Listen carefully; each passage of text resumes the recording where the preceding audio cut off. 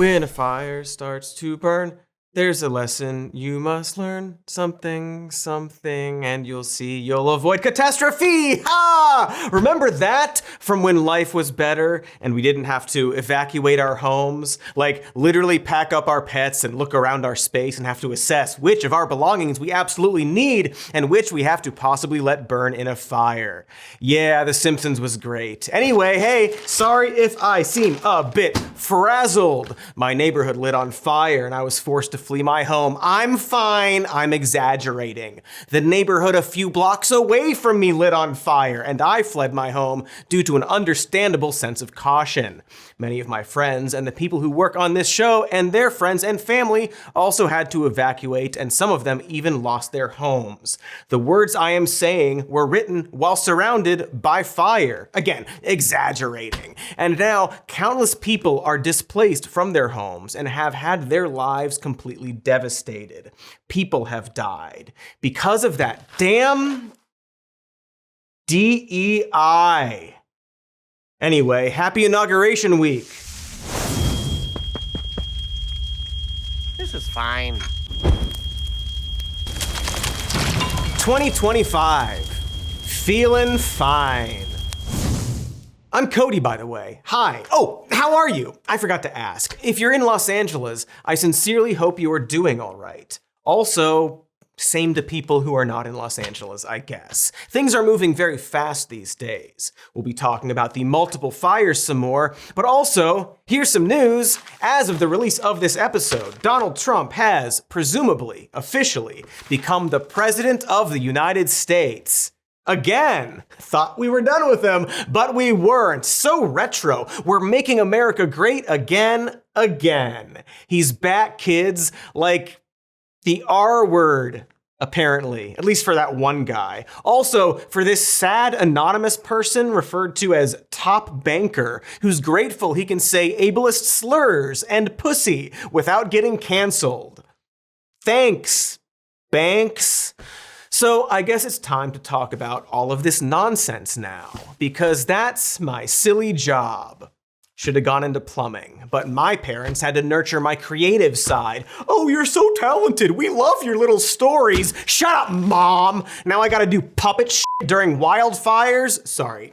Kind of hard not to just talk about the fire if I'm being super honest. But this is the first episode we wrote after the holiday, and my goodness, there's just so much terrible news that keeps happening. And good news. There's apparently a ceasefire deal actually happening between Israel and Hamas as we filmed this, the timing of which was extremely predictable. It sounds important. Feels like we should look into that some more, which we will. But my goodness, the news refuses to stop. Like, oh hey, like wildfire. Did you hear about that fire? Anyway, this is all to say that we had to revamp the show a bit and find a way to keep up with all the news. Get with the time, you know? All the other news perverts have live reporting and those cool wraparound screens. So why not us? That's why I'm happy to introduce our brand new boots on the ground, on the scene correspondent with to-the-minute high-tech updates on what's happening right now in America. Check it out.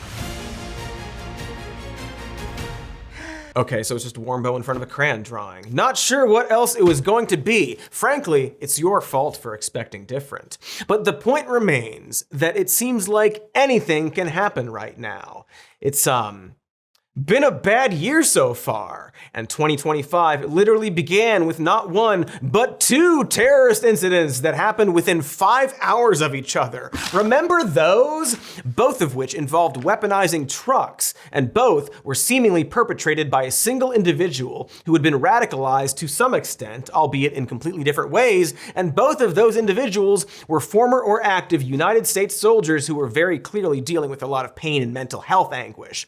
The first attacker was 3 times divorced, apparently had a lot of financial problems, and was radicalized by ISIS sometime early last year. His original plan was to attack his own family, but decided to drive a truck through a crowd on Bourbon Street instead. Seems like a dick. With the second attack, it's less clear if the perpetrator intended on hurting others or just himself. That is, of course, the dude who blew up a Cybertruck outside of Trump International Hotel in Vegas with the help of ChatGPT, because we're in a RoboCop now. We're just RoboCopping every day. While that's being investigated for terrorism, it's way more clear that the perpetrator struggled with paranoia and mental health issues, as well as PTSD.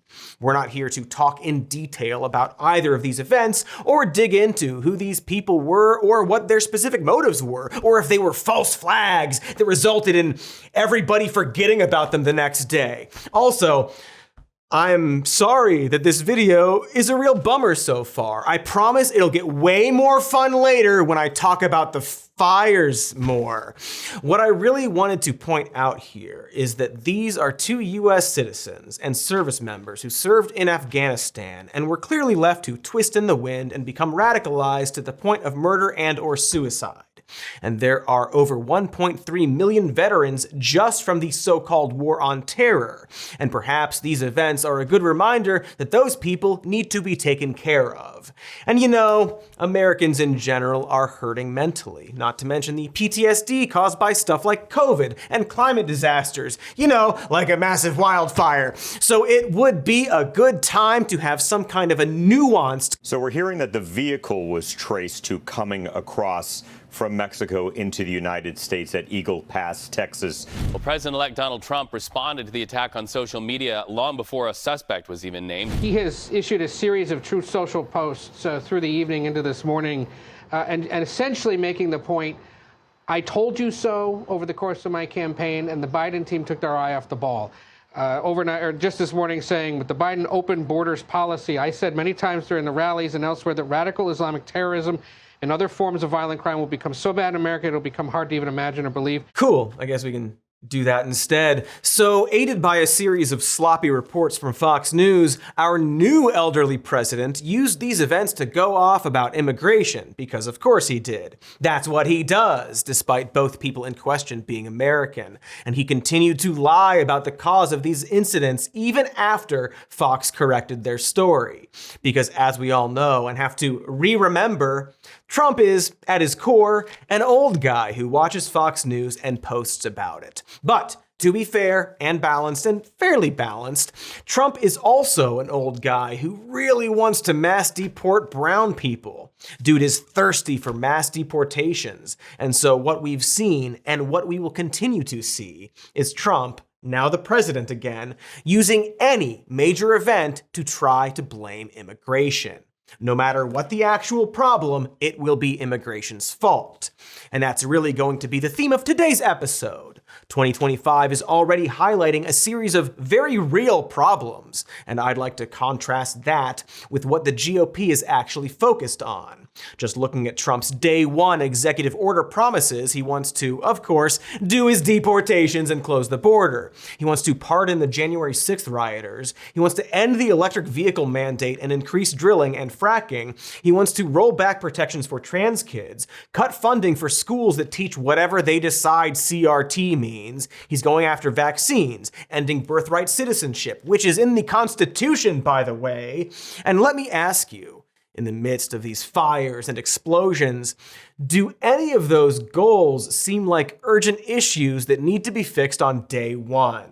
He wants to ban trans women from competing in sports on day one. With the stroke of my pen on day one, we're going to stop the transgender lunacy. And we will keep men out of women's sports. Thank goodness that on day one, Donald Trump will address the pressing concern of, like, 100 transgender people playing sports at school around the country. That's really going to help all the people struggling to pay for groceries. All the people displaced by climate disasters can sleep easy, knowing that the woke won't get them. In fact, the House of Representatives has already gotten a head start on this for him. So Trump can better focus on his big brain solution for preventing wildfires, which is to go after the Democrats for their environmental protection of, quote, worthless fish. My guess is that it's a little more complicated than that. I don't mean to be controversial, but it feels like people shouldn't have voted for him. And while I'm not going to sit here and say that perhaps this time people will realize their mistake, because they won't, I do think it's striking how immediately the GOP began to show how little they actually have to offer, even before Trump officially took office. They've gone back on promises, become the absolute sorest of winners, and unraveled into a series of embarrassing infighting. And now, in that infighting, these high-level Trump freaks are showing their true colors. It's a real mask coming off while in headlock situation. Specifically, we're seeing how, no matter what the actual issue is, the plan will always be to blame it on immigration and wokeness, and, I guess, Boy Meets World. Oh boy, that's right. After the break, we will talk, of course, about the big fight. You know the one, E versus L versus V. Be right back unless the studio burns down. Well, howdy, folks. I'm trying to say howdy now. It's my new thing. It sure is a mixed up, topsy-turvy world out there. I'll tell you what, chap. But at least amongst the blaze, we can enjoy the fact that Steve Bannon and Elon Musk are fighting. I actually read about that over at Ground News, which you can find with the QR code on the screen. That's a sponsor we at the Shody sought out, which is both a website and an app that gathers news from around the world from the entire political spectrum, and allows us to compare coverage and verify our information.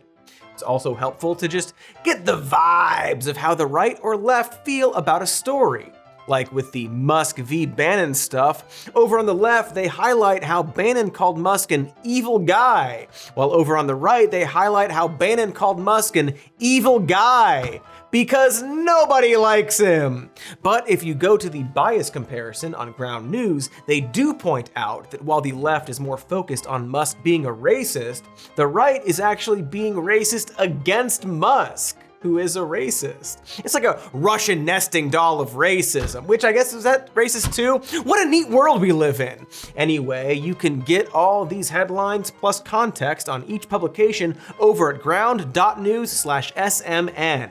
With that link, you can save 40% off unlimited access. Ground News gives you all the tools you need to stay informed, such as a factuality chart and a blind spot feed that shows you stories the media isn't covering. So check them out, I do declare. They are cracking, gov. Howdy! Again, that's ground.news/SMN to get 40% off unlimited access for yourself or someone you know. The link is in the description, howdy. Hey, hi. Let's get real for a second. Crime is down in the United States, and that is good, hooray! But there are many reasons someone might want some extra protection around their homes. What if a Dracula is trying to get you? I don't know. That Nosferatu wouldn't have gotten far with Simply Safe, I can tell you that much. And that is why I use it. For Nosferatus, obviously, and also because I like watching animals in my yard. Those two things are what I do with mine. Their active outdoor protection can monitor your home 24 hours a day, and it is easy. There are no contracts or cancellation fees, and plans start around $1 a day. What a deal! Plus a 60-day satisfaction guarantee or your money back. Because sometimes, folks, there's a Nosferatu or two, or three. Nosferatu. I'm so sorry. Please accept my apologies.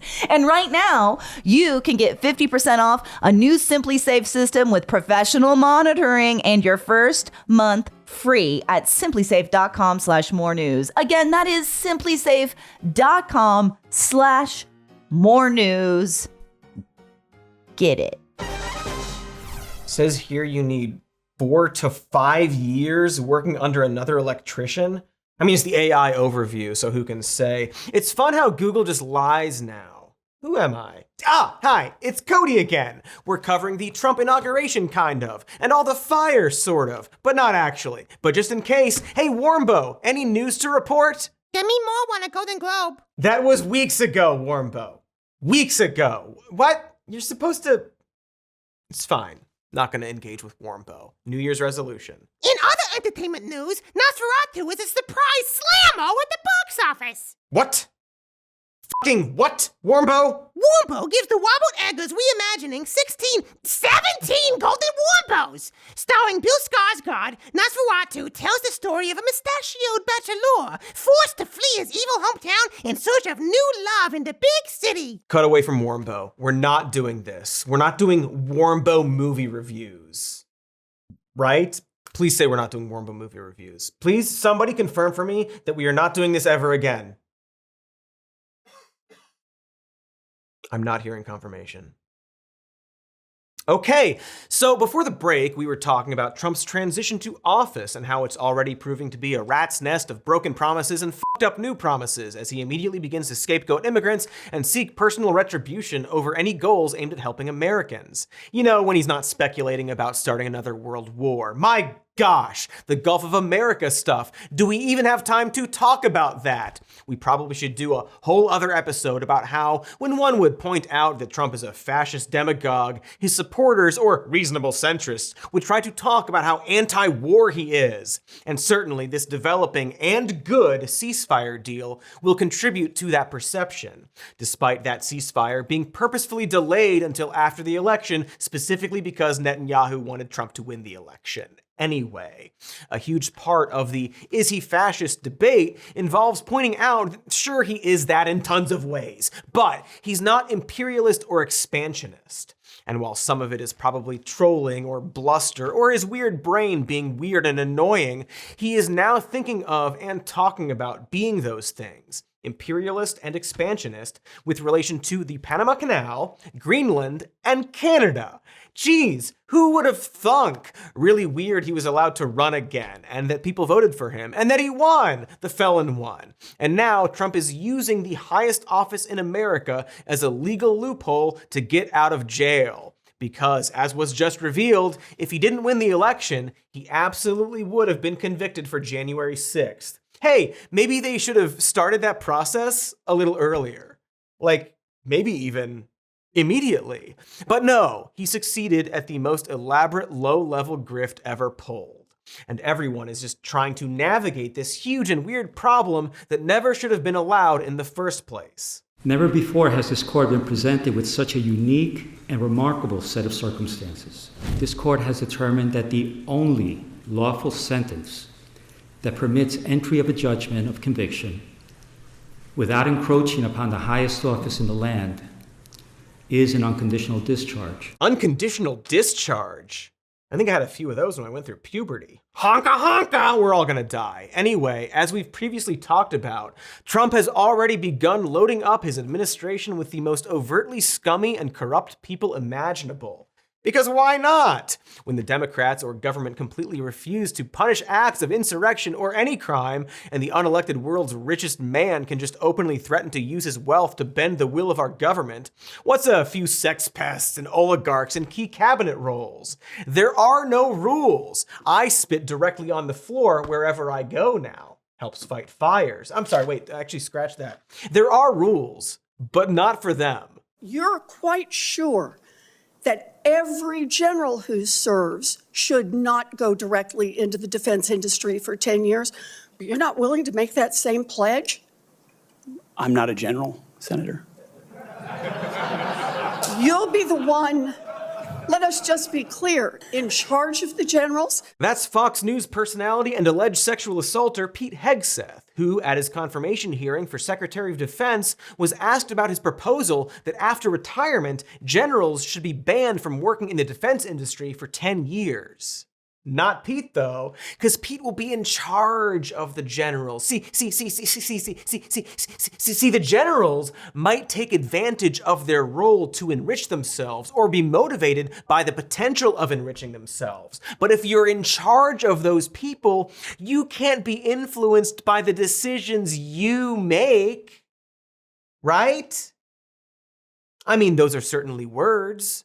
Hegseth also wouldn't commit to not violating the Geneva Convention and left open the possibility of using force to take over Greenland. Good luck to Pete on his future money via the death machine, I guess, is my point. But to the actual point, another such money sack is Sriram Krishnan, now named Trump's senior policy advisor for AI. Krishnan has, as far as we can tell, almost no actual background in AI. He wrote a single op-ed that sort of mentioned AI, I guess. He's mainly an ad guy, so it's weird to pick him. I mean, it would be weird to pick him if he wasn't a friend of Elon Musk. Aha! Yes, not weird at all, it turns out. Also, considering all the bizarre and f***ed up applications of AI for marketing and advertisement, and for lying, it actually makes a whole lot of sense. So here we maybe see the problem. The world's richest man has purchased the president's ear and is using his position to enrich his wealthy friends. That's the actual issue this story presents. But it's not the issue that everyone talked about thanks to Laura Loomer, who X'd out a rambling chart about how Krishnan was in favor of skilled immigration and went against Trump's America First agenda. This sparked an online debate around the H-1B visa program, which allows American companies to outsource labor to other countries specifically for skilled jobs. So basically, Loomer, a racist, thinks that there should be no exceptions for allowing immigrants into this country, even through the H-1B program, which, first of all, is not an immigration program. It's often used by people like Elon Musk or Trump as a shield for their anti-immigrant stances because it's an example of the legal immigration that they actually support for reasons we will get into. But it's not an immigration program. Literally, it's described as a non-immigrant program. It's a temporary guest worker program. Meanwhile, Elon Musk, a different kind of racist, is a big fan of the program because he can exploit it to hold overseas employees hostage by threatening their legal status in the United States. The H-1B visa program is absolutely a corrupt system used to exploit workers. But of course, no one is talking about that. I mean, aside from Bernie Sanders, who perhaps should be president. But no. The debate became Loomer accusing Musk of being a fake MAGA poser and Musk calling Loomer a racist, and then temporarily and also hilariously pulling her blue check mark, thus demonstrating everything we keep saying about who he is. And ultimately, they were both right and both wrong, like an MC Escher illusion of a swastika. But then, as a rainbow in the storm, something beautiful happened. Vivek Ramaswamy entered the chat, weighing in on what he thought was the real issue with the H-1B visa program. Quote, "The reason top tech companies often hire foreign-born and first-generation engineers over native Americans isn't because of an innate American IQ deficit, a lazy and wrong explanation. A key part of it comes down to the C word, culture. Our American culture has venerated mediocrity over excellence for way too long, at least since the 90s, and likely longer. That doesn't start in college, it starts young. A culture that celebrates the prom queen over the math Olympiad champ, or the jock over the valedictorian, will not produce the best engineers. A culture that venerates Corey from Boy Meets World, or Zack and Slater over Screech in Saved by the Bell, or Stefan over Steve Urkel in Family Matters, will not produce the best engineers." His name rhymes with cake, you know. We're the only ones who pronounce it right. Okay, so spoilers, I am going to talk about this tweet for longer than I should. And by doing so, I will be demonstrating the exact issue with how off the mark the Republicans are when discussing any serious problems in this country. First, and most importantly, Corey from Boy Meets World becomes a history teacher, Vivek. The show's premise is that he learns about the world and improves himself. Zach Morris scored a 1502 on the SATs, which incidentally is not possible because the test wasn't scored in multiples of 2. But in the show, Zach Morris ended up going to Yale. Vivek. And importantly, aside from Steve Urkel being one of the most popular sitcom characters of all time, with one of the most popular catchphrases of all time, in the final few episodes of Family Matters, Stefan Urkel proposes to Laura Winslow, and she rejects him for Steve Urkel, who then goes to space and comes back and they get engaged. Urkel won. Vivek, what the are you talking about, sir? It is so damn funny how these squares will try to slum it by pretending they know anything about pop culture or understand art in general. Like, he goes on to say, more movies like Whiplash, fewer reruns of Friends, as if Whiplash is a film about the merits of hard work. Really giving me those Democrats didn't understand Parasite vibes, you know? Also, my goodness, Vivek, you know they make new TV shows, right? Like, just to bang around a theory real quick, maybe there's an inexplicably popular and award-winning sitcom that ran for 12 years about a bunch of geniuses. Anyway, this 1990s children's sitcom manifesto really angered the MAGA crowd, because it turns out that white people don't like being told their culture is flawed, especially not by a brown person. We say that about them, you see. But the vice president, remember him? Remember that guy? I don't. But the vice president can build his entire legacy off of a book about the follies of white culture. But how dare a man with a name like Ramaswamy speak ill of Slater? And just like that, I've completely forgotten what we were even talking about. See what I mean? You see how stupid they made the debate around the H-1B visas. At no point in their online opining did these thought leaders address the corruption around the visa program. Nor did they really address the problems they are circling, did they? Like, the problem with the H-1B visa program, aside from the fact that maybe it should be an actual immigration program, is that employers are abusing it to hire overseas labor, pay them less, thus also bringing wages down for potential American workers, and force those people to stay in jobs under threat of deportation, instead of putting money into training workers. The problem is actually a lack of training, right? Because all labor is skilled labor. And if employers aren't going to retrain American employees, then the conversation should be around education. If there's actually a lack of skilled American workers, then that means we need to put more money into our education system in order to update curriculum to prepare young people for the modern job market. Of course, that would require funding the education system, and as Elon Musk points out, funding education is hard. Aren't you a rich genius? God, what a dumb piece of shit.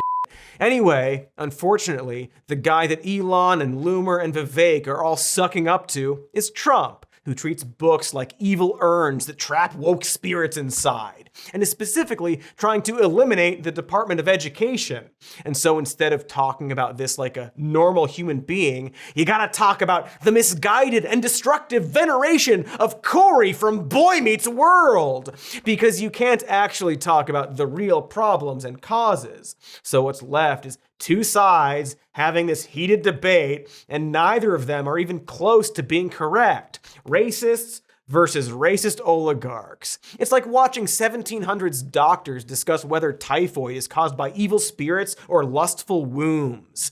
And these are some of the top minds the president will be reaching out to, moving into the White House apparently. And I sure hope that the American people are watching and noticing this. Specifically, I hope they were watching when Papa Trump finally came home to settle the H-1B visa debate. Of course, considering that in his first term, he suspended new H-1B visas, I think we all know what side he'll take. He said, I've always liked the visas. I've always been in favor of the visas. That's why we have them. I have many H-1B visas on my properties. I've been a believer in H-1B.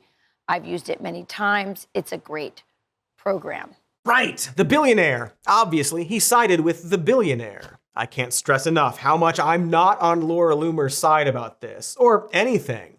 But you gotta wonder if his America First MAGA base is paying attention. Most likely, they'll just pivot and say how good and smart it is that Trump is siding with the South African billionaire who wants to cut out American jobs and make everybody poor and uneducated so they have more babies. Just like they'll probably justify why the guy who claimed to be hard on China is suddenly fighting to keep TikTok unbanned until he can pursue a political resolution to the situation. That resolution, no doubt, involving his hotel property. Because remember, he's still a hotel guy, folks. Under all the fascism, Trump is still just a money guy. It is not complicated.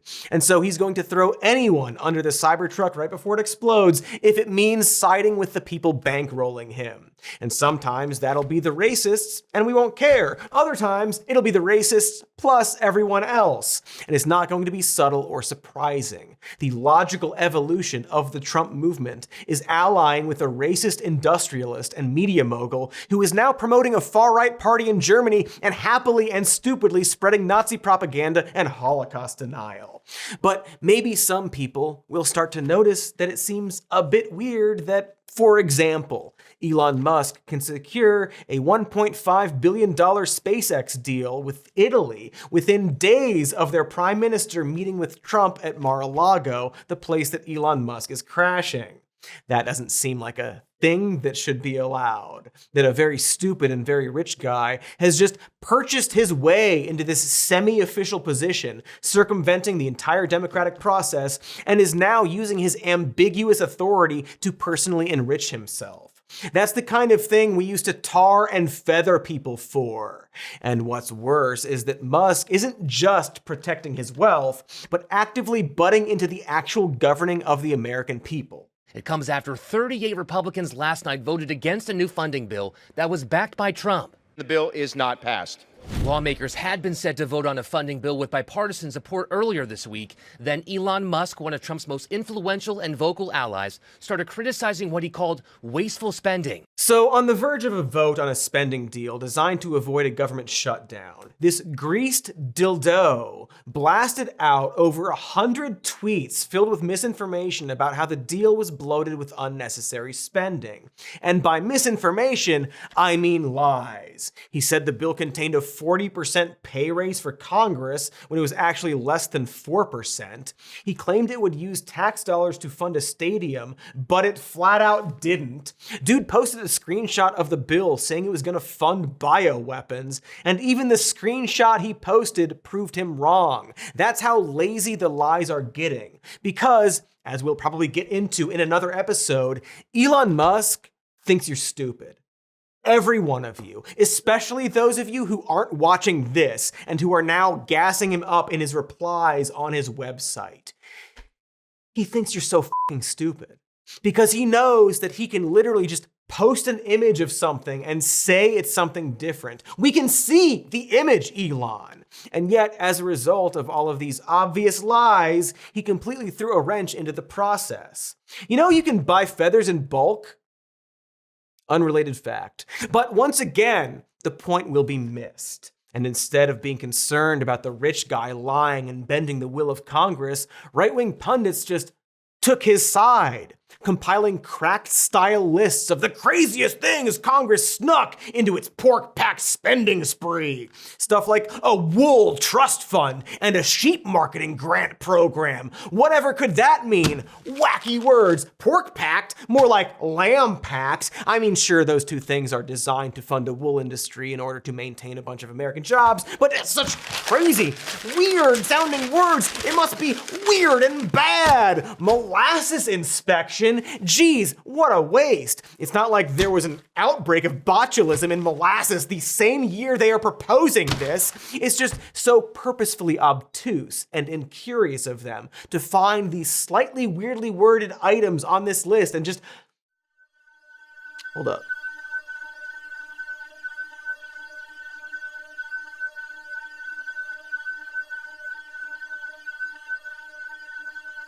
Those rat finks! Not today. Not today. Not doing this today, okay? Can't do this today. One thing at a time. My point here is that Elon Musk, who I can't stress enough is unelected. Do they want the Boers to win? Is that what they want? Fox News? More like Boer News. I always knew they were secret Boers over there, trying to act innocent, but I see you! Oh, it's so cute. We're talking about pork, so we put the pig stuff on the graphic. So unnecessary to spend money on stopping the blanket of swine smothering our values like a giant hoggy flesh pillow. F*** this country. Burn it all down. Wait. No more fires. Keep it together. I hear HVAC is a good job. Always gonna need cooling and heating. Because the world is dying. We should cut to an ad. Let's cut to an ad, and when we come back, we'll cut to an ad. Hey baby, Cody Hollywood here, telling you about the AG1 lifestyle. I'm always out making deals and spinning my wheels, signing contracts, wearing sunglasses, hiding from fires, thinking about death. And so with all that happening, I don't always have time to eat properly. But here in the new year, I have AG1 to keep me on point. You can scoop it into your morning smoothie or just chug it with water during ad reads. It'll help give you those extra vitamins, and also it tastes good. I enjoy the taste. It's like a fresh garden party in my mouth. It's sweet, a little creamy, and I look forward to it every time I do these ads. My belly yearns for the touch of AG1. Who am I to deny it?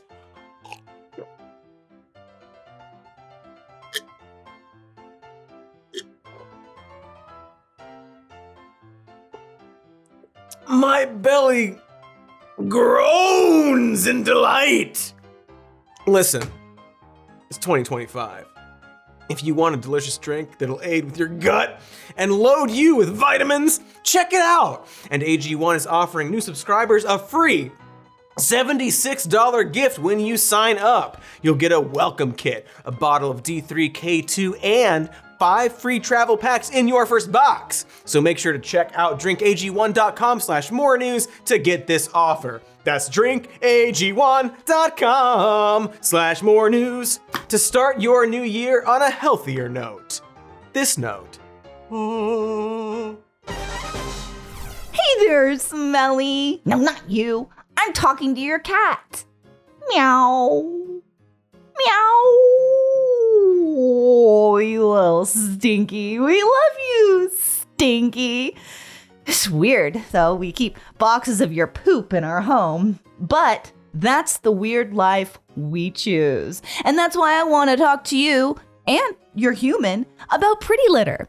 Their non-clumping formula traps odor and moisture while being lightweight and low dust. It also ships free right to your door, so you never run out. Because here, in the cold, chilly mountains, all cats are indoor cats, even the smelly, gross ones. They're just wild animals, you know? We put wild animals in our homes. That's a thing that we do for some reason. Anyway, Pretty Litter also changes colors to indicate early signs of illness in your cat, so you can get on top of stuff like urinary tract infections and kidney issues for your little disgusting animal. We love them. Again, for some reason, I don't know. For real though, we love them. We do. We love cats. And so it is nice to have the peace of mind that Pretty Litter offers while making them less stinky. Indoor cats and indoor humans agree. Pretty Litter helps my house smell fresh and clean. So go to prettylitter.com/more news to save 20% on your first order and get a free cat toy. That's prettylitter.com/more news to save 20% on your first order and get a free cat toy. prettylitter.com/more news. Terms and conditions apply. See site for details. Meow. And so John Cleese, he's actually talking to the animals in the room, but because they all have lady names, Jamie Lee Curtis and Kevin Kline on that phone. So John Cleese is talking to the animals with lady names, but Jamie Lee Curtis and Kevin Kline think he's talking to human ladies because see the phone. Warmbo, I keep saying it. I've seen the movie. How many times do I? Weren't you not talking to me last year? Whatever happened to that? Wombo has solidarity with Mr. Cody because of the fires that Wombo had nothing to do with. Did you know that Michael Palin's character was created as a nod to his character from another movie? Cut away from Warmbo. We're done with Warmbo. I'm so sorry, everyone. The breaking news desk is not working out. We tried. We tried so hard. And I guess we'll just keep trying. Turns out you need good grades for trade school. So I'm just gonna be here still. And that's great. I love it. So before the break, We talked about how, despite numerous disasters, the top generals of the GOP have been vying for power under Trump while he putters about how woke fish are causing fires. No one seems to be learning or growing or addressing actual problems. Meanwhile, the Democrats have been mostly patting themselves on the back about how peaceful their transfer of power has been as they hand the keys to Republicans and watch them immediately chuck those keys into a storm drain. We're not really talking about them this episode, but liberals have prevailed in showing America how superior they are at completely refusing to learn from mistakes. There was, of course, when Alexandria Ocasio-Cortez was pushed out of her bid to lead the Oversight Committee in favor of a 74-year-old dude that nobody has heard of or cares about. Because Lord forbid the Democrats put someone in a prominent position who is charismatic and young and good at messaging and reaching out to Trump voters. You gotta turn into the blaze, you see. Give Hillary that Medal of Freedom and call it a day. Get some more cutesy pal pics with the guy you said was a threat to democracy at Carter's funeral. It feels like so much symbolism. Like, I understand trying to get in Trump's line of sight to mitigate all the fascist shit he wants to do, but it's striking how quickly we've gone from we must stop Trump at all costs all the way to actually fascism is a bit of a strong word. I never believed that it was about fascism. And for me, that made it difficult for Kamala Harris said that he was a fascist. Yeah, well, it's like that's her prerogative. I mean, but it's not a word that I would use. Yeah, we know that's not a word you would use, John. You absolutely flaccid man, you. You tremendous disappointment. Also, you have used that word. And hey, John, not wanting Trump to succeed doesn't mean you hate America or that you don't want America to succeed. It just means that you think the things Donald Trump wants to do are bad and that you don't want him to succeed at doing those things. But now is the era of capitulation and pretending to miss the point. The most obvious and fun and funny example of this intense, pathetic, embarrassing capitulation is our buddy Mark Zuckerberg.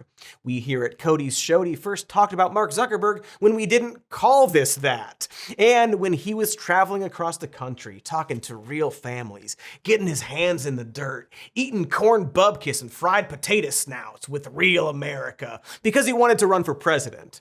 But it turned out he was too off-putting and Facebooky. We urged him to run for president because it would have been funny, but he never did. Strike one, Zuckerberg. Then, of course, Facebook lied about their video metrics, leading certain websites and media companies to overinvest in their platform, which led to a bunch of layoffs and the random emergence of this new and legally distinct show. So, strike two there, buddy. Many years passed and more scandals emerged, and the one good thing Zuckerberg had to offer us was to publicly beat the shit out of Elon Musk. A thing he didn't do. We begged him to do it. Begged him. But he didn't. Strike three. Luckily, he's a billionaire, so he's got about 500 million free strikes left. Anyway, instead of beating up Elon, Zuckerberg announced that he's just gonna be more like him. Facebook has loudly and proudly said they're going to allow more slurs and hate speech, and they loudly and proudly announced that they're taking tampons out of the men's bathrooms because there's no war but the culture war. He also lamented that the workplace has become too feminized and there's no more masculine energy. He, of course, said he loves women. You know, he grew up with sisters and he has only daughters. Admittedly, this rings a bit hollow when the website you're famous for was originally created to publicly rate the attractiveness of the women in your life. So, looking forward to more of your masculine energy in the workplace. Facebook is, of course, also getting rid of its fact checkers and implementing a Twitter-esque community notes type system. So watch out, misinformation. You're gonna have an unpublished note on you in 4 days. To celebrate this new era of one of the worst social media sites available, Zuckerberg went on Joe Rogan, and now he wears chains, you see. Because of that masculine energy, I guess.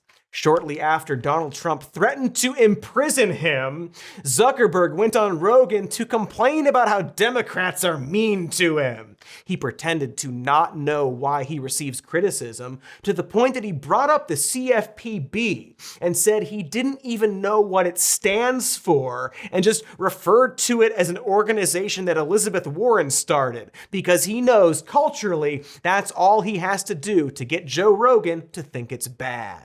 The tough thing with politics is that there's like, well, when you say someone's coming after you, are you referring to kind of the government and investigations and all that? I mean, so the issue is that there's what specific thing an agency might be looking into you for, and then there's like the underlying political motivation, which is like, why do the people who are running this thing hate you? And we had organizations that were looking into us that were like not really involved with social media, like I think like the CFPB, like this financial. I don't even know what it stands for. It's the financial organization that Elizabeth Warren had set up. Oh, great! And it's basically it's like we're not a bank. The right? debanking section. Yeah, no. So like we're not a bank, right? It's like what does Meta have to do with this? Rogan, like the little billionaire lapdog he is now, immediately said, "Oh, the debanking thing," which is how it was incorrectly described to him in a previous interview with a different lying billionaire. The debanking thing is such a laughably incorrect description because they literally do the opposite of debank people. They protect people from being debanked because the letters CFPB, Mark, stand for the Consumer Financial Protection Bureau. Zuckerberg surely knows that and is pretending to not know it, or he's bad at his job, because they are going after Facebook because they want to protect consumers from having their financial data used in advertising. That is publicly available information that, again, Mark should know. So I guess count this as the useless community note on Mark Zuckerberg's purposeful misinformation that he said in order to ingratiate himself with right-wing culture and media so that Donald Trump isn't mean to him. So this is where we are now. We have billionaires lying to other billionaires and capitulating to other billionaires. We have the Democrats who are just defeated and ineffective, and the Republicans who are victorious but angry about it and ineffective. And it's easy to feel really helpless, especially for anyone here in Los Angeles dealing with an immediate disaster. And to be clear, LA isn't the only place in America dealing with immediate disasters, but rather the latest and most high profile at the moment, and one that I just happen to be personally affected by right now. And for me, it highlights the reality of how useless our politicians are on a national level. I think it's easy to think of a lot of impending problems as being abstract. So when you hear the GOP talk about how they're going to drill more and cut out green energy, in some cases outright banning it, it's been frustrating, but not often directly impactful on our lives. When they talk about mass deportations or cutting out trans healthcare, we know intellectually how bad that is. But now we're going to start actually seeing it with our eyes. These LA fires, for example, are a product of the climate crisis. While the Santa Ana winds that spread them are a natural occurrence, serious and smart people have explained that the rapid fluctuation between wet and dry seasons caused by the heating planet is why these fires in particular were able to get so big and fast and devastating. While there are things that could have been done to mitigate some of the damage, and local and state governments have much to improve on, this was always going to be a devastating disaster. An extra $17 million or one more reservoir wasn't going to stop those winds. This is just facts. It's undeniable. And it's literally creeping at my doorstep. It's a very real problem with very real causes, including, yes, infrastructural issues we'll no doubt learn more about. And so to see Elon Musk, an unelected man who is somehow running the country now, tweet about how these wildfires were caused by fucking DEI, brainstorming with fucking libs of TikTok about lesbian firefighters and sharing false stories about funding being given to migrants. These dipshits are miles away, unaffected by this. As of filming this, Elon Musk, world's richest man, isn't even offering any help. I mean, beyond the Cybertrucks, I guess. This morning, Elon Musk announced on X that Tesla Cybertrucks will be positioned in Malibu areas. So communication is something that he wants to work on. They're equipped with Starlink internet and free Wi-Fi to support wildfire response. 2 Cybertrucks were spotted here at the Palisades Fire Incident Command Post. They're already in use by first responders. Musk says the vehicles will create a grid to help connect communities in the hardest hit areas. Please, take my Cybertrucks. Richest man on the planet. When he's not lying about playing Path of Exile 2, he's just tweeting. Thanks, Elon! And to have the next president take an active climate disaster and use it to lob attacks at Democrats and just lie about water policy in order to push an agenda specifically designed to make climate disasters worse, it's just beyond infuriating and exhausting because we no longer have the time to explain every lie. We're too busy dealing with the literal fires that are here, that we said were going to come.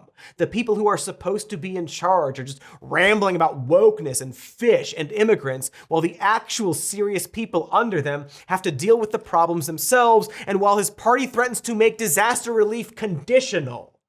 Unreal. And also a perfect metaphor for what everything is about to be like for the next however many years. We're on our own, folks. It's just gonna be regular people helping each other. And the good news there is that regular people are, it turns out, extraordinary. But what's happening that's really cool here is a lot of people, friends and neighbors, are coming with garden hoses, with buckets. You can see in the background here, and they're just pitching in and helping out. And they saved the home right over here, this yellow home. Don't pick and choose who's wealthy or who's poor. We all need water to put these fires out. Yeah, that's right. But we still praise them. We praise the firefighters because they're working hard. They're doing the best they can. And they're coming from other cities that I never heard of coming over here. So I know it's generally a bummer when the good news is that people are coming together to mitigate a lack of government care, but this isn't the case. At least not when it comes to the actual work needed right now. Firefighters are coming from all over the country, including other countries that we apparently want to invade now. Everyone is helping out regardless of background.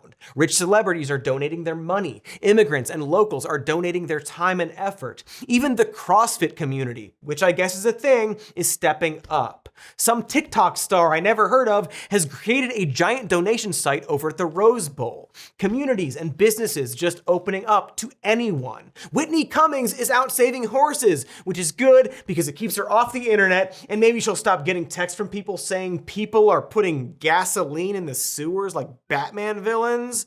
There are so many ways to help out or be helped right now, which I'm sure we will post in the comments. It's going to be very tiring, but as long as the people in charge are refusing to help or learn in any way, we will have to do it ourselves. And in learning how to help ourselves, we'll grow stronger together. Because when a fire starts to burn, there's a lesson you must learn.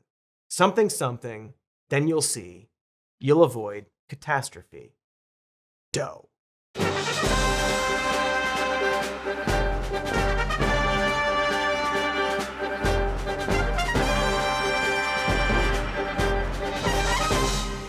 Sorry, correction. Annoyed grunt.